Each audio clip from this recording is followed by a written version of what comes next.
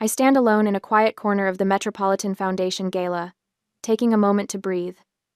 The glittering chandeliers catch the sequins on my midnight blue evening gown, casting tiny prisms across my skin. Around me, New York's elite mingle and laugh, their voices blending into a singular hum of privilege and power. Somewhere in that crowd, Elias works the room with his natural charm, building connections that will benefit his investment fund. These events drain me. I've learned to navigate them with practiced poise, but tonight I needed a moment of solitude. Just 5 minutes to reset before diving back into the carefully choreographed dance of small talk and strategic networking. My God, look, the defective item made it in. The voice slices through my moment of peace like a blade. I freeze, not turning around, hoping I've misheard. How did it get here? A second voice, higher, filled with mock surprise. Mother, you didn't invite. That embarrassment, did you? A third voice, dripping with familiar contempt. My heart pounds against my ribs as I slowly turn to face the voices that have haunted my nightmares for 12 years. They're standing there, exactly as I remember them, though time has etched deeper lines around Eleanor Robinson's cold eyes. Beside her, my sister Serafina Sarah looks at me as if I'm something she found on the bottom of her designer shoe. I attempt to walk away, to escape back to the safety of the crowd where Elias is waiting, but Sarah steps directly into my path, blocking my exit. Look at you, trying to pretend you belong here, she hisses, grabbing my arm with surprising strength, her manicured nails digging into my skin. The room blurs, and suddenly I'm 18 again, pressed against the wall of our childhood home's hallway, Sarah's face inches from mine. You're just jealous trash, she had screamed then, after I discovered a bank statement showing my trust fund money in her account. I blink away the memory, forcing myself back to the present. With deliberate calm, I pull my arm from her grasp, straightening my spine. I'm sorry, do we know each other? I ask, my voice steady despite the trembling that threatens to overtake my body. Eleanor gasps, her hand flying to the pearl necklace at her throat. Sarah's mouth drops open, her perfect makeup unable to conceal the fury blooming beneath her skin. How dare you? Eleanor steps forward, jabbing a finger toward my chest. You, with just a high school diploma. I am your mother. Mother. The word that should connote warmth and protection, instead fills me with a hollow ache. For years I've built my life, my company, my very identity, on proving them wrong, proving that I wasn't the defective child they labeled me, while Sarah was paraded as the golden one. Yet somewhere deep inside, a small part of me still flinches at their judgment, still questions my worth in ways that all my success hasn't fully erased. Is there a problem here? Dr. Arthur Robinson appears at Eleanor's side, his silver hair perfectly coiffed, the same imposing figure who once slid legal papers across his desk for me to sign away my future. Beside him stands a tall, dark-haired man in his 30s who watches the scene with growing confusion. Preston, darling. Sarah immediately pivots, her voice transforming into a honeyed plea. This suspicious person. She snuck in. Security needs to remove her immediately. Preston Vance III. I recognize the name from business circles, glances between Sarah and me, his brow furrowing. I'm not sure, he begins. But Dr. Robinson cuts him off with a dismissive wave. Security should be notified. My father agrees, looking at me not as his daughter but as an unwelcome intruder, his eyes cold and clinical as if examining a particularly disappointing specimen. Preston's gaze lingers on me, recognition slowly dawning in his eyes. Wait, aren't you... Carlin, there you are. Elias's deep voice carries a warmth that cuts through the ice of this confrontation. He appears beside me, his tall frame commanding instant respect in his perfectly tailored tuxedo. His hand finds the small of my back, a steady, grounding presence.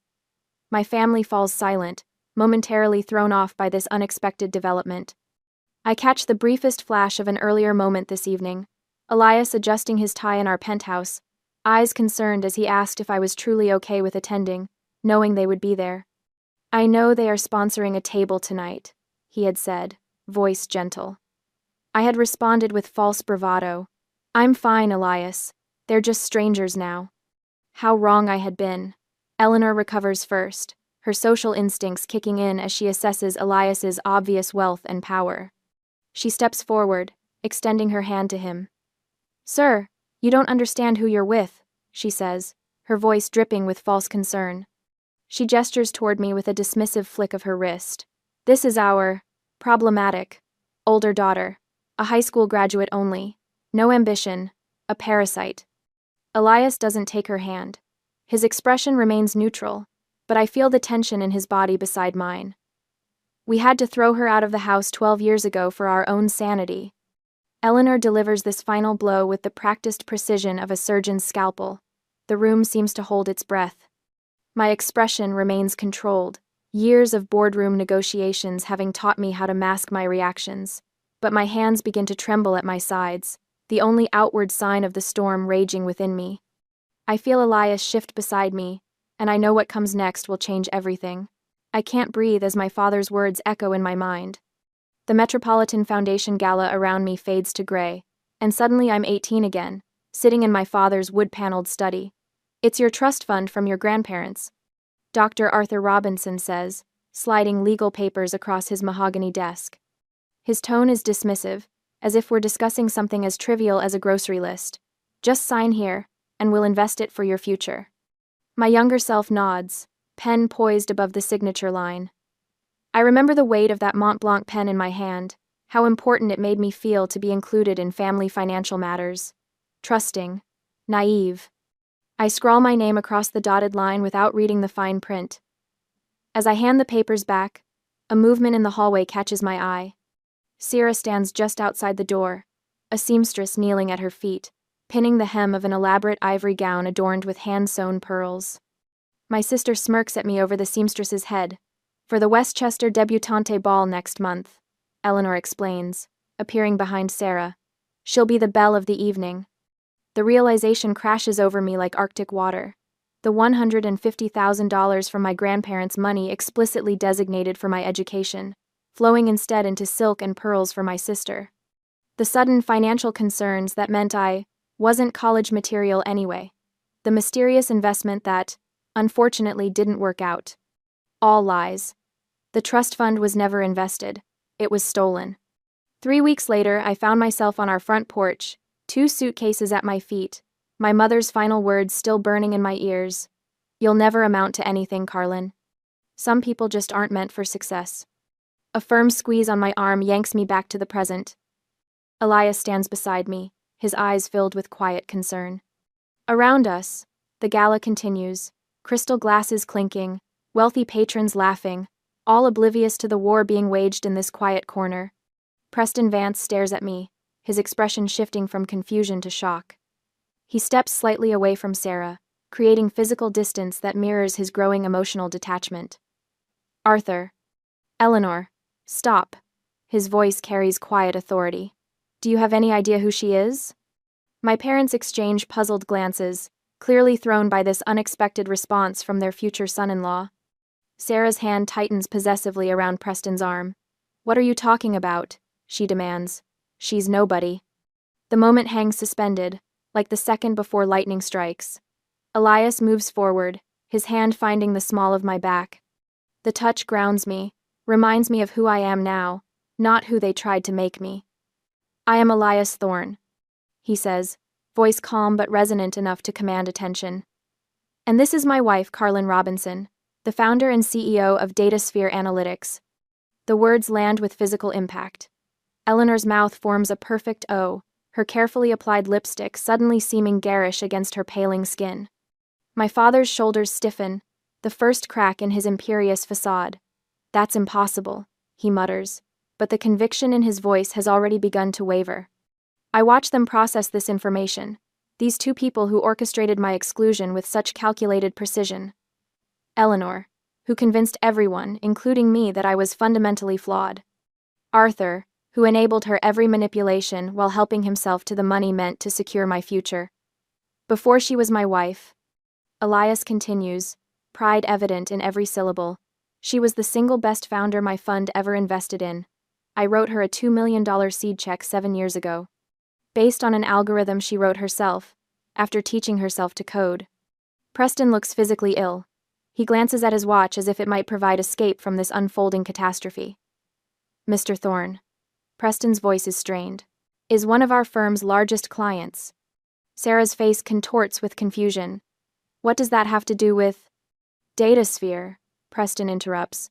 Just signed a $15 million contract with us last month. My parents stand frozen, their carefully constructed narrative crumbling around them. Eleanor recovers first, her shock morphing into desperate denial. CEO? She sputters, the word foreign on her tongue when applied to me. Beside her, Sierra begins to unravel, her composure disintegrating faster than her mother's. Lies! She shrieks, drawing glances from nearby guests. It's all lies! She's stupid! I'm the successful one. The desperation in her voice might once have satisfied me, but now I feel only a cold pity. The person I've become doesn't need her destruction to validate my worth. I graduated from Yale. Sarah announces, her voice climbing higher. Yale? I keep my tone even, almost sympathetic. That's funny. I heard you flunked out of community college after one semester. Her eyes widen with genuine terror, the foundation of her identity, her supposed superiority cracking beneath her. And, partner at the foundation? I continue. My sources say you're an unpaid events volunteer. Preston's face hardens as he processes years of deception. I see him mentally revisiting conversations, recalculating the story of his relationship. My God, he whispers, almost to himself. It's all been a lie. I recognize the look, the cataloging of inconsistencies suddenly making sense, the vague references to college friends without specifics, the diploma that was always mysteriously lost during moves, the foundation title that never appeared on any official materials. Sierra's carefully crafted persona disintegrates in real time. She looks wildly between Preston and my parents, finding no sanctuary in their shocked expressions. You bitch, she hisses, turning back to me. Before anyone can react, her hand swings out, connecting with Preston's cheek in a slap that echoes through our corner of the ballroom. Security guards materialize within seconds, moving toward the commotion with practiced efficiency. Preston stands motionless, one hand cradling his reddening cheek, eyes filled with disgust. We're done, he says flatly. Get her out of here.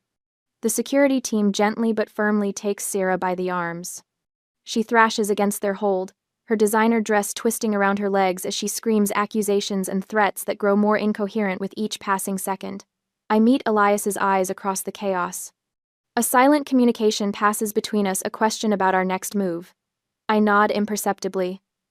It's time to leave this battleground on our own terms. The war has just begun, but the first victory is undeniably ours. The quiet hum of late-night Manhattan traffic drifted through the windows of the Baccarat Hotel's upscale lounge. Crystal chandeliers cast a warm glow over Carlin and Elias as they sat in a secluded corner, far from curious eyes. Carlin's fingers trembled slightly around her glass, the amber liquid inside catching the light with each small movement. The Metropolitan Foundation Gala had ended hours ago, but the adrenaline still coursed through her veins. Elias didn't push for conversation. He simply sat beside her, his presence solid and reassuring. The understanding between them needed no words tonight had changed everything. The careful walls Carlin had built around her past had been breached, and there was no going back.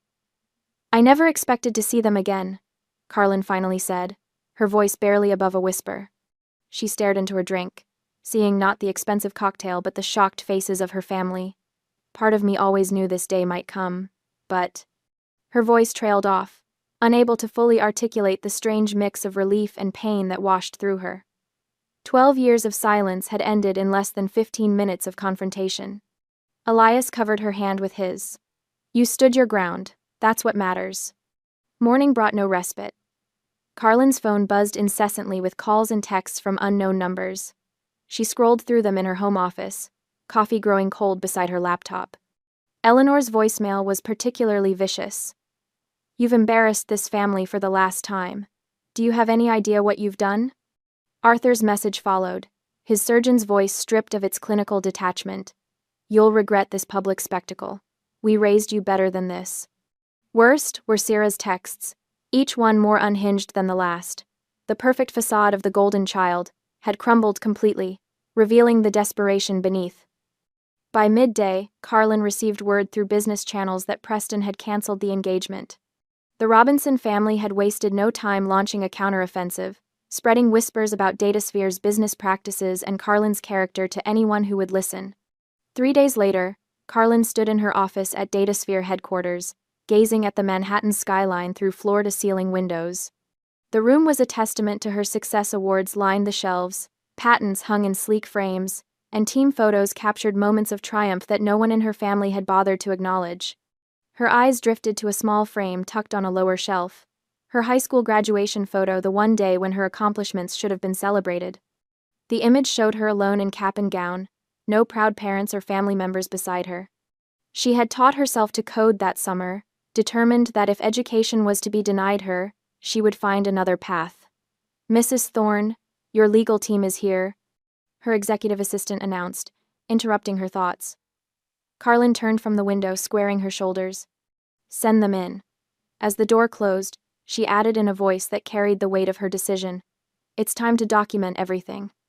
Over the next 2 weeks, Carlin approached her family's attacks with the same methodical precision that had built her company from nothing. Every call, every text, every rumor was cataloged and countered. She would not be blindsided again. The parking garage at Mount Sinai Hospital was nearly empty when Carlin visited a client who was recovering from surgery. The sharp click of her heels echoed between concrete pillars as she made her way toward her car. She didn't notice the figure stepping from behind a column until it was directly in her path. "Carlin." Her father's voice stopped her cold. "Doctor." Arthur Robinson looked haggard, his usually immaculate appearance showing signs of strain. "This has gone too far. You must fix this." "Fix what exactly?" Carlin asked, her voice steady despite her racing heart. "The truth coming out?" Arthur stepped closer, lowering his voice. "Do you know how many lawsuits are surfacing now? Without Preston's legal protection, former patients are coming forward with claims that could ruin me." The pieces clicked together in Carlin's mind. Preston's firm had been burying malpractice claims. No wonder they'd been so eager to cement the connection through marriage. "Sounds like you're reaping what you've sown," Carlin replied, moving to step around him. Arthur reached for her arm but stopped himself. "We're your family, Carlin." "No," she said simply. "You haven't been my family since you stole my future and threw me out." The next morning, Elias informed her he'd arranged a security detail for her. "Just until things settle," he explained. Over breakfast, his concern evident. DataSphere's board unanimously voted to support her against the smear campaign, understanding that the company's success was inextricably tied to Carlin's leadership. Her legal team worked tirelessly, building documentation of all family interactions should they be needed in the future. Most surprising was the email from Preston. "I want you to know I had no idea about your history with the Robinsons. Sierra left some personal items at my apartment. If there's anything there that might help you, it's yours." A week later, Carlin sat in her office with her executive team, watching the local news station on the wall-mounted screen.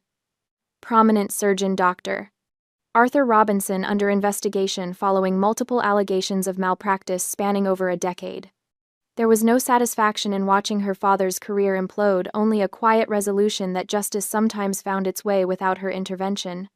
Her team gathered around her desk in silent solidarity, their presence more meaningful than any biological connection had ever been. Her phone rang, displaying the number of a major competitor. The CEO's voice was smooth, practiced. "Carlin, we've been watching the situation with interest. Perhaps this would be a good time to discuss a merger? To strengthen against any potential reputation damage?" Carlin's eyes swept over her team, reading their confidence in her. "We're stronger than ever. No need to merge from fear." After she hung up, the approving nods from her executives confirmed what she already knew. They respected her leadership, especially through this personal crisis.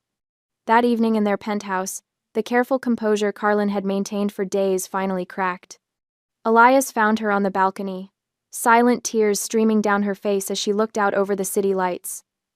"You don't have to be strong every minute," he said softly, wrapping an arm around her shoulders. "For 12 years I believed I was nothing," she whispered, "that I deserved what they did. That I was defective." The word caught in her throat, the label that had defined her for so long. "I keep waiting to feel satisfaction seeing them fall apart," she continued, wiping away tears. "But I just feel free." Elias pulled her closer. "That's because you're nothing like them." The next day, Carlin sat across from a forensic accountant in the conference room, reviewing documents spread across the polished table. Bank statements showed the clear transfer of $150,000 from her trust fund to Serafina's personal account 12 years ago. Beside them lay receipts for Sarah's debutante expenses, totaling the exact amount. This is textbook embezzlement of a trust fund, the lawyer confirmed, tapping the papers. We could press charges immediately. Carlin considered the evidence before her. No, she decided. Let's keep this as our insurance policy. They'll make their next move soon enough. That night, her phone rang just after midnight. The screen displayed an unknown number, but Carlin knew instantly who it was. Carlin. Eleanor's voice sounded uncharacteristically broken. It's your father. He's lost his license. Carlin said nothing, waiting for what would inevitably follow.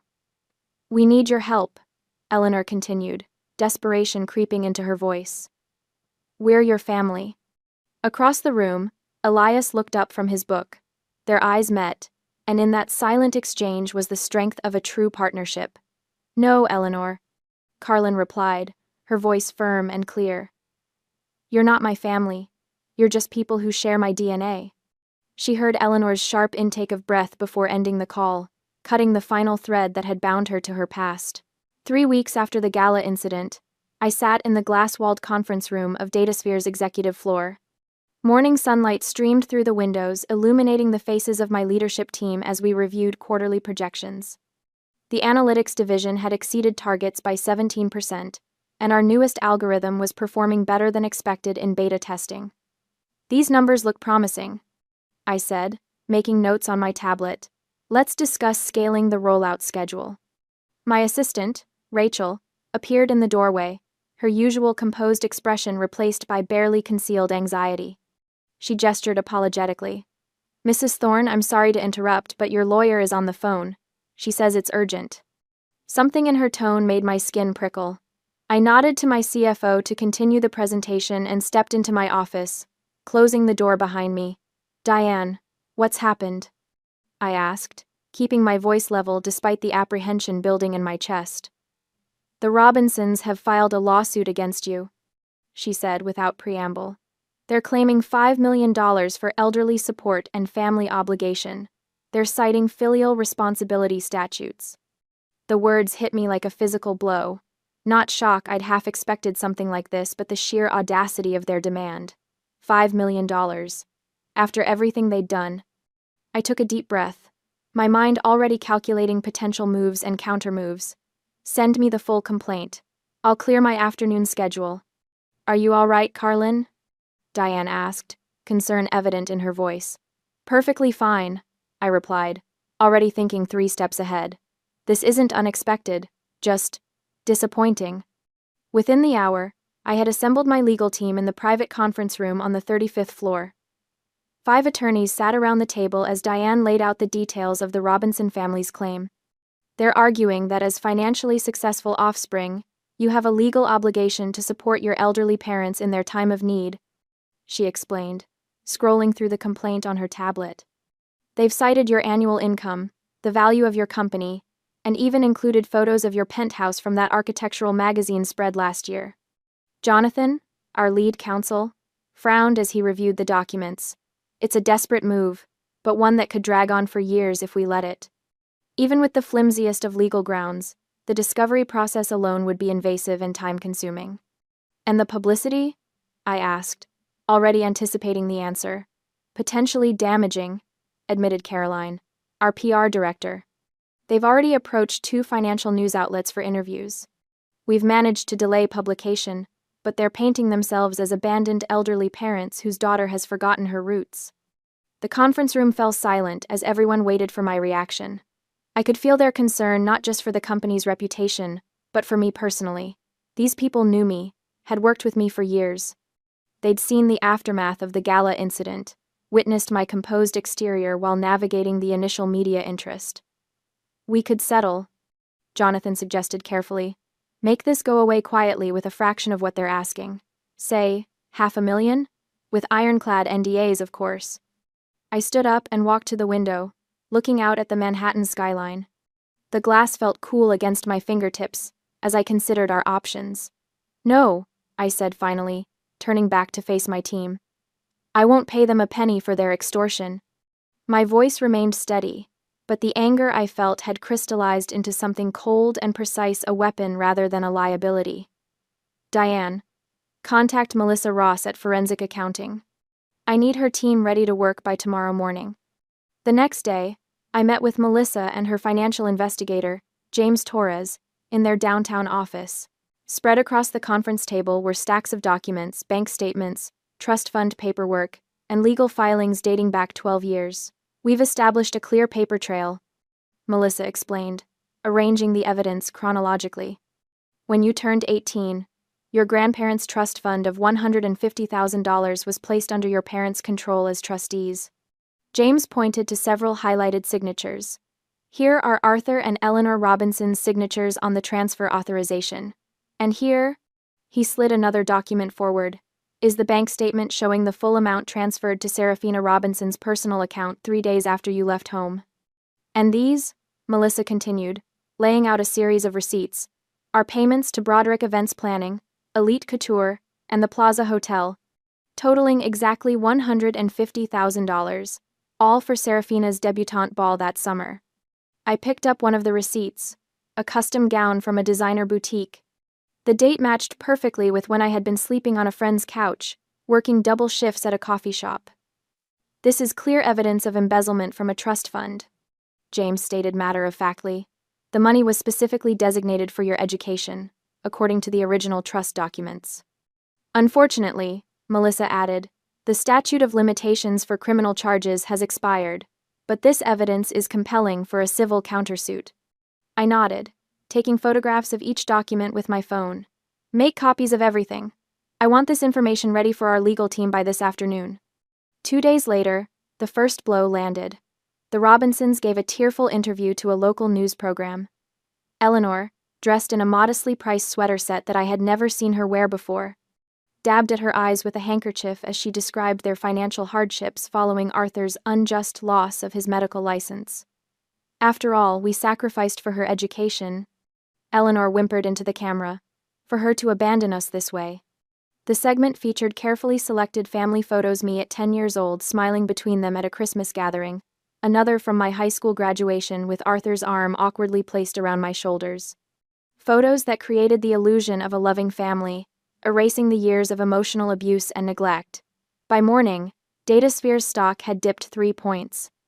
A small drop, but a warning of what could come if the narrative continued unchallenged. I was reviewing our response strategy when Elias called. I've activated my network, he said without greeting. 3 financial journalists are already looking into the Robinson family finances, and Preston Vance reached out. He wants to provide a sworn statement about Sarah's deceptions. That's unexpected, I replied, feeling a flicker of surprise. Not really. Apparently she tried to reconcile with him by claiming you manipulated him at the gala. He wasn't amused. Within hours, the DataSphere board issued a unanimous statement of complete confidence in my leadership. My employees organized a spontaneous social media campaign highlighting the company's achievements and my mentorship initiatives. Former teachers and academic advisors began coming forward with their own statements. She succeeded despite them, not because of them. My high school calculus teacher told a technology blog, Carlin built herself from nothing after that family discarded her. The tide was turning, but I knew we needed something more definitive to end this once and for all. That day, Rachel appeared at my door again. There's an elderly woman here to see you. She doesn't have an appointment, but she's quite insistent. Says her name is Margaret Thompson. A.S. The name meant nothing to me, but something in Rachel's expression made me curious. Send her in. Margaret Thompson walked slowly into my office, leaning slightly on a polished wooden cane. She had to be in her 80s, with carefully styled silver hair and alert eyes that assessed me with unexpected sharpness. I'm Margaret Thompson, she said, her voice stronger than her frail appearance suggested. I was your grandmother's best friend for 40 years. My breath caught. My grandparents had died when I was 14. I had few memories of them, just vague impressions of warmth and holiday visits. Please, sit down, I said, indicating the chair across from my desk. She settled herself carefully before continuing. I was the executor of your grandparents' trust fund. I've kept copies of all the original documents. From her handbag, She withdrew a folder of papers, yellowed with age but meticulously preserved in plastic sleeves. "I suspected something wasn't right when I heard you hadn't gone to college," she continued, placing the folder on my desk. "The trust was explicitly created for your education. But I couldn't prove anything without your cooperation, and by the time I tried to find you, you had disappeared." I opened the folder with steady hands. There it was, the original trust stipulations in clear black and white. For the higher education of our granddaughter, Carlin Eleanor Robinson. "I should have done more," Margaret said, regret heavy in her voice. "I'm sorry." By the end of the week, my legal team had filed a countersuit for embezzlement. The media narrative shifted dramatically as evidence of the Robinsons' deception emerged. Former patients of Dr. Robinson began coming forward with accounts of questionable practices now that the protective umbrella of Preston's law firm had been withdrawn. The Robinson family home appeared on real estate listings, priced well below market value for a quick sale. Eleanor's calls to my office came daily, then hourly, all blocked by Rachel's diligent screening. A business contact reported seeing Sarah moving her possessions from her luxury apartment into a modest rental in Queens. Late that night, I sat alone in my office, the lights of the city twinkling beyond the windows. On my desk sat an old photograph I had unearthed from a storage box, me at 10 years old, sitting between Arthur and Eleanor at a rare family dinner, where they had seemed almost proud of me. It was taken before things changed, before Sarah became the focus of all their hopes and ambitions, before I became the defective one. Is this the right path? I whispered to myself, tracing the edge of the photo with my fingertip. The soft click of the door opening made me look up. Elias stood there, his tie loosened, jacket draped over his arm. "Thought I might find you here," he said, crossing the room to sit quietly beside me. He didn't speak, didn't ask questions, just offered his presence, as I sorted through my thoughts. "They chose this war, not me," I said finally, setting the photograph face down on the desk. I could feel my strength returning, the momentary doubt washing away under the certainty that I was finally reclaiming what had been taken from me, not just money, but dignity and truth. "Tomorrow we end this," I said, my voice firm with resolve. The next morning, my phone rang just as I stepped out of the shower. Diane's name flashed on the screen. "The judge has ordered mandatory mediation before trial," she said, her tone suggesting this was significant news. Face-to-face confrontation with the Robinson family within the week. "This is actually perfect," Diane continued. "Are you ready to face them?" I looked at my reflection in the bathroom mirror, seeing not the defective daughter they had discarded, but the woman who had built herself into someone they could never have imagined. "I've been ready for 12 years, I replied. Elias appeared behind me, meeting my eyes in the mirror. He reached for my hand, giving it a gentle squeeze of solidarity as we prepared for the final confrontation. On the confrontation day, I sit perfectly still in the sterile, windowless mediation room, my back straight and eyes forward. The fluorescent lights cast a harsh glow over the conference table, where my parents await my arrival. They look like strangers now, haggard shadows of the polished figures who once commanded respect in every room they entered. Eleanor fidgets with the cuff of her cheap suit jacket, a far cry from the designer labels she once wore like armor. Beside her, Arthur hunches forward, the once proud surgeon now diminished, his eyes fixed on the scratched surface of the conference table. Their lawyer, a nervous man with thinning hair and ill-fitting clothes, shuffles papers without purpose, clearly out of his depth. When Elias and I enter with my legal team, the shift in power is palpable. My Armani suit feels like battle armor as I take my seat across from them, my expression revealing nothing of the storm of emotions churning beneath my composed exterior. "Carlin, darling." Eleanor extends her hand toward me, her voice softening into the maternal tone she reserves for public performances. "Can't we talk as family? This has all gone too far." "This has gone far enough, Carlin," Arthur adds, his voice attempting to summon the authoritative tone he once used to silence me at the dinner table. The effect is hollow now, like an actor who's forgotten his lines. Their lawyer clears his throat. "Miss Robinson, surely you understand the importance of family loyalty. There's been a misunderstanding about the trust fund. Your parents have always wanted what's best for you. After all we've done for you," Eleanor adds, her eyes glistening with tears, "I recognize as manufactured. I've seen this performance before." I remain silent, watching as they reveal their desperation with every word. Elias sits beside me, his steady presence anchoring me against the undertow of old conditioning that threatens to pull me back into doubt. The Robinsons' lawyer straightens his crooked tie and pushes a document forward. We're asking for $5 million in support under filial responsibility laws. Your parents are experiencing financial hardship, and as their daughter, you have a legal obligation to provide care. His voice gains confidence as he continues. This process could drag on for years, Miss Robinson. The media attention alone could damage your company's reputation irreparably. He leans forward, lowering his voice. This will follow you forever unless you settle. The room falls silent as all eyes turn to me. I feel Elias's hand brush mine under the table, a reminder that I am not alone this time. My lawyer, a silver-haired woman with razor-sharp eyes, places a single manila folder on the table. The sound of it sliding across the polished surface seems to echo in the tense silence. Mr. and Mrs. Robinson, she begins, her voice calm and measured. You are suing for parental support. However, we have here the financial records for the $150,000 trust fund left for Carlin's education. She opens the folder and slides several bank statements across the table. These statements show the full amount was liquidated and transferred to Miss Serafina Robinson's personal account. Arthur's face pales as she continues. The transfer occurred exactly 3 days after Carlin was forced from your home. My lawyer taps a fingernail against the date highlighted in yellow. And, according to these receipts, the purpose appears to have been to pay for what appears to be a debutante ball. The door opens, and Margaret Thompson walks in, her silver hair pulled back in a neat bun. At 78, she carries herself with quiet dignity, clutching a leather portfolio to her chest.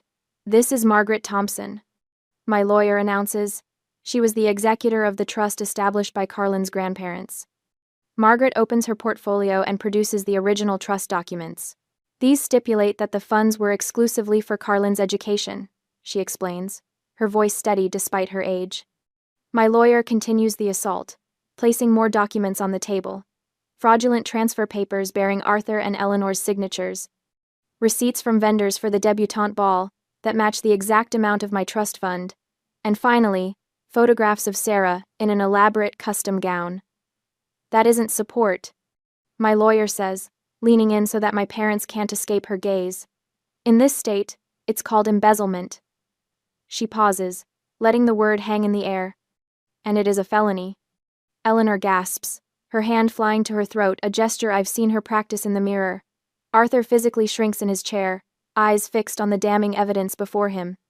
Their lawyer whispers urgently in their ears, his face ashen. We need a moment, their lawyer requests, ushering my parents out of the room. When they return 15 minutes later, all traces of arrogance have vanished. Eleanor's makeup is smudged beneath her eyes. Arthur looks like he's aged a decade in the brief recess. We would like to withdraw our lawsuit immediately, their lawyer announces, his voice flat. We're prepared to proceed with criminal charges, my lawyer counters.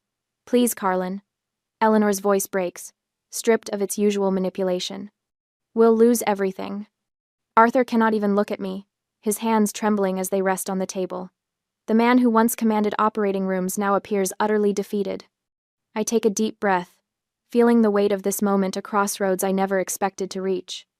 Memories flash through my mind, being called defective at the dinner table, watching Sarah receive praise for mediocrity while my achievements were dismissed, signing away my future on blind trust. The night they changed the locks on our family home. I won't press criminal charges, I finally say, my voice strong and clear.